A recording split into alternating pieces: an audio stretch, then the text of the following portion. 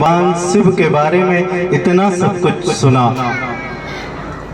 कि हम घर से जल लेकर चलें और उस जल को कहाँ चढ़ाएं?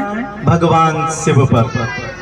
आप नित्य प्रति अगर भगवान शिव को, भोलेनाथ को प्रसन्न कर लेते हैं तो कहीं और जाने की जरूरत नहीं है, कहीं और जाने की जरूरत नहीं है।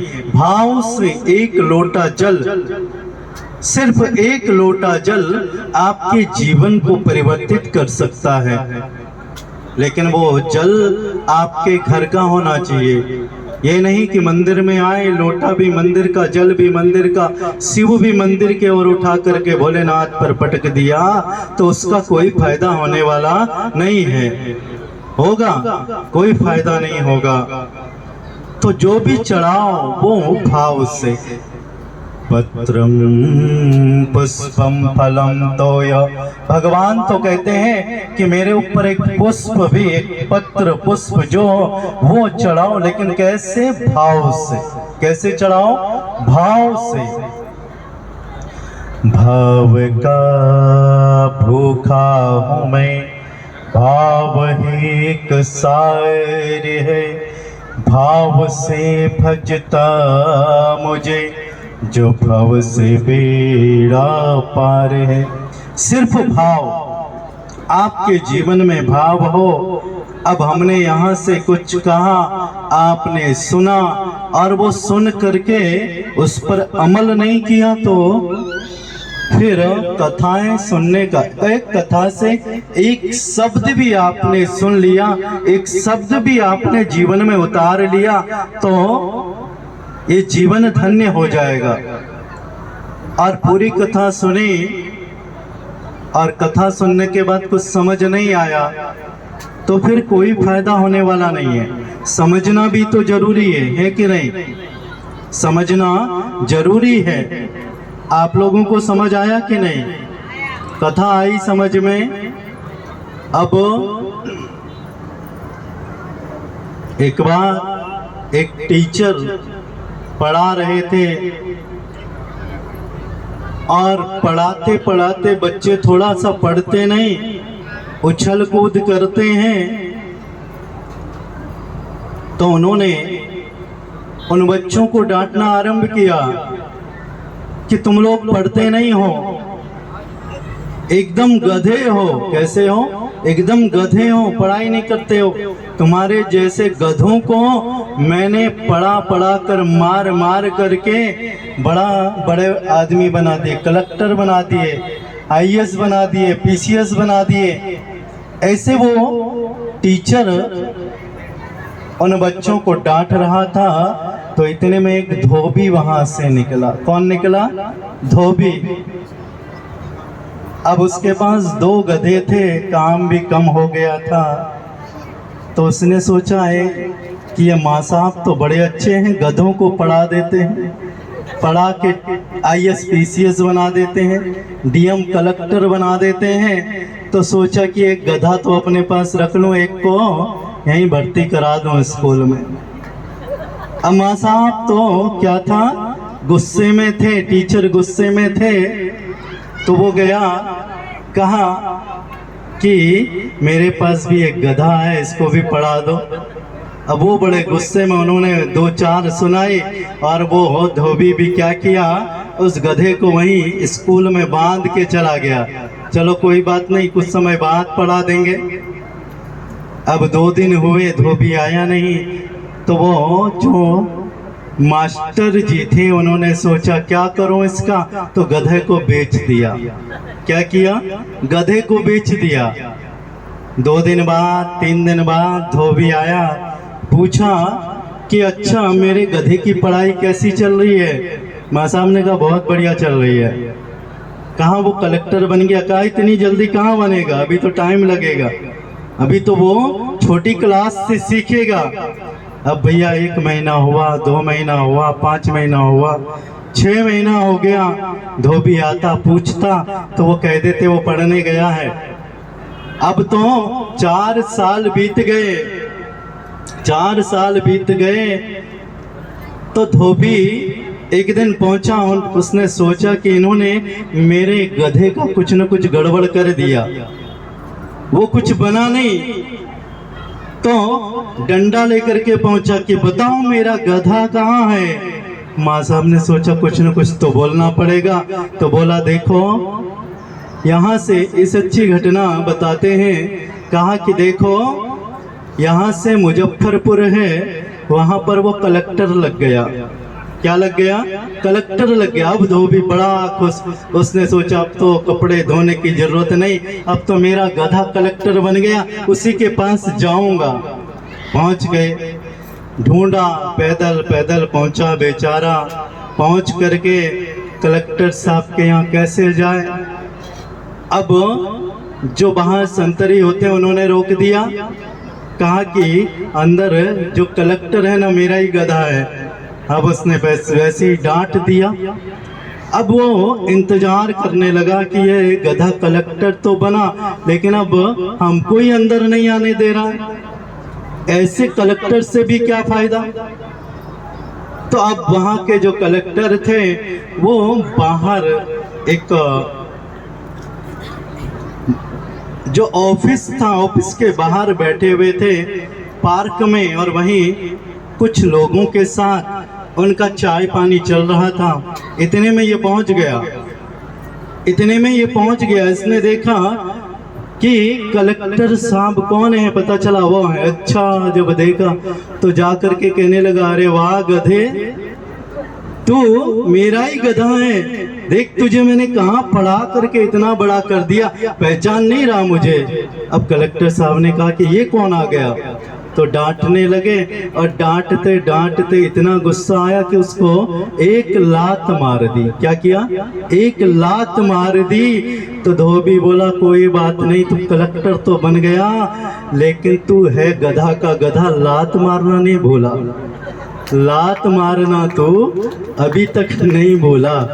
तो भैया ये बात तो हास्य की है, लेकिन बात ये है कि हम जो सुने वही समझें, जो सुने वही समझें, और उसका अर्थ कुछ और न समझें। कि जैसे गधे ने उसने तो सोचा कि मेरा गधा कलेक्टर बन ही जाएगा, तो कथा को जब श्रवण करें तो उसके जो अंश हैं उसमें श्रवण करें कि हम अपने जीवन में कितना परिवर्तन ला सकते हैं। नियम कि हमारे जीवन में एक नियम जरूर होना चाहिए कि नहीं। कितने लोगों ने अपने जीवन में कोई नियम लिया? बस एक ही है, बहुत लोग हैं। आपके जीवन में एक नियम बना लो कि हमारे जीवन में ये नियम हो, भक्ति हो न हो, कुछ और हो न हो, एक नियम तो जरूर हो कि आज के बाद मेरा एक नियम ये रहेगा, यम नियम आसन प्राणायाम प्रत्याहार धारणा ध्यान और समाधि। इसमें शिव महापुराण में यम नियम और प्राणायाम प्रत्याहार धारणा ध्यान ये सब कुछ है। अष्टांग योग के बारे में नहीं है, लेकिन 6 योग इसमें दिए गए हैं, और क्रिया योग भगवान शिव का वो भी इसमें आता है। ध्यान के बारे में बताया गया है कि हम किस तरह से ईश्वर का ध्यान करें। ध्यान करते हैं, जब आप मंत्र करें तो मंत्र करते हुए मंत्र में ही ध्यान लगाना होता है। नमः शिवाय करें, पंचाक्षर मंत्र है, और ओम नमः शिवाय ये षडाक्षर मंत्र है। इसीलिए पंचाक्षर मंत्र जब करते हैं तो उसमें नमः शिवाय बोलते हुए नाम में पूरा ध्यान हो, शिवाय में पूरा ध्यान हो। ये जो मन है, ये मन कहीं और न भटके, सिर्फ उसी मंत्र पर। चाहे एक माला करें, लेकिन एक माला ऐसे करें कि उस समय सब कुछ भूल जाएं, केवल उसी मंत्र पर ध्यान रहे। और हमारा क्या रहता है, मंत्र पर कहाँ ध्यान रहता, माला पर ध्यान रहता। कब पूरी हो, सुबह उठते हैं ना, कई लोग कहते हैं कि ऐसा नियम भी मत बनाना कि भैया हम चाय तभी पीते हैं जब पूजा कर लेते हैं, और इधर मंत्र चलता है नमः शिवाय, इतनी तेज सुपर फास्ट चलता है 150 की स्पीड में, क्योंकि उधर चाय बन रही होती है और इधर चाय बन रही है, उसकी खुशबू आ रही है और इधर मंत्र चल रहा है कि भैया कितनी जल्दी खत्म करूं। और तो ये भी नहीं, आप चाय पियो, चाय पीने के बाद करो, लेकिन बड़े मन से और बड़े भाव से करो। चाहे 5 मिनट करो, चाहे 10 मिनट करो, 1 घंटे की जरूरत नहीं है, आधे घंटे की जरूरत नहीं है। 4 घंटे कई लोग करते हैं, लेकिन बिना मन के करना है करके कभी कोई काम मत करना है करके कभी भगवान की तरफ मत जाना। अपना मन भी उसमें लगना चाहिए कि नहीं? मन तो लग नहीं रहा है। अब आप बैठ गए, आपके पैरों में दर्द है कि कब उठें इस पूजा से। इससे अच्छा आप कुर्सी में बैठ करके करो, लेकिन भाव से करो, मन से करो कि जिस समय आप पूजा करो तो पूरा का पूरा मन आपका किसमें हो? उस पूजा में हो। तो इसीलिए पूरे 6 दिन 7 दिन यहाँ पर शिव महापुराण आप लोगों ने सुना, और आज अब अंतिम दिवस है और सुबह से हम सब पूजा कर रहे हैं। बोलने को तो बहुत कुछ है, लेकिन उस बोलने में हम कितनी बातें यहाँ से ले जाएं, यही सबसे बड़ा महत्वपूर्ण है। कि कई अंधे जा रहे थे, उनमें कोई एक आंख वाला नहीं था, सब अंधे थे। तो आगे एक गड्ढा था, जो सबसे पहला अंधा था वो उस गड्ढे में गिर पड़ा। क्या हुआ? वो उस गड्ढे में गिर पड़ा। तो उसके पीछे जो अंधा था उसे आवाज आई, तो उसने पूछा, भैया सब ठीक है, कोई दिक्कत तो नहीं है? अब जो गड्ढे में गिर गया था उसने सोचा मैं तो गिर ही गया हूँ, इसको क्यों बताऊं? उसने बोल दिया सब ठीक है। अब वो आगे बढ़ा, दूसरा वो भी नीचे गिर गया। अब वो भी नीचे गिरा, तो उसके पीछे जो था उसने पूछा ये आवाज कैसी आई, सब ठीक है ना? अब उसने सोचा कि जब आगे वाले ने मुझे नहीं बताया तो मैं पीछे वालों को क्यों बताऊं कि गड्ढा है, इसको भी गिरने दो। अब हम 2 तो गिर ही गए, ये भी गिर जाए। अब वो भी गिरा, करते करते जितने अंधे थे सब उस गड्ढे में गिर गए। कहने का तात्पर्य, एक भी आंख वाला होता तो वो सब पार करते कि नहीं? तो इसीलिए एक आंख वाला उनको बाहर कर सकता है, लेकिन हम देखा देखी कि दूसरा तो पाप कर रहा है और हम भी करें तो कोई बात नहीं, वो गड्ढे में गिरे तो मैं भी गिरूं, कोई बात नहीं। लेकिन ऐसे व्यक्ति के पीछे लगो जिसके पास आंख है, जो थोड़ा आगे खोल दे, जो आगे पहुंचा दे और हम फिर निकल जाएं। तो ये हमारे जीवन में होना चाहिए। शिव महापुराण है जिसमें रास्ता है, भागवत है जिसमें रास्ता है, हमारे वेद हैं, हमारे उपनिषद हैं, 108 उपनिषद, और हमारे पास षड दर्शन है। ये सब हमारी आंखें हैं जो हमें परमात्मा तक पहुंचाएगा कि नहीं? तो इसीलिए यही रास्ता है, यही दर्शन है। हरे हरे हरे हरे। तो अब ज्यादा न बोलते हुए यहीं पर मैं वाणी को विराम दूंगा, और आप सबको, जिन्होंने आप सब ने इतना बड़ा आयोजन किया और इतने अच्छे से ये आयोजन हुआ,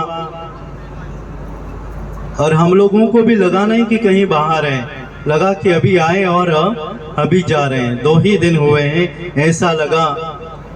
और घर की तरह ही यहाँ पर रहे तो हमें तो बहुत अच्छा लगा, और आगे भी हमें यहाँ की कथा के स्मरण होते ही रहेंगे।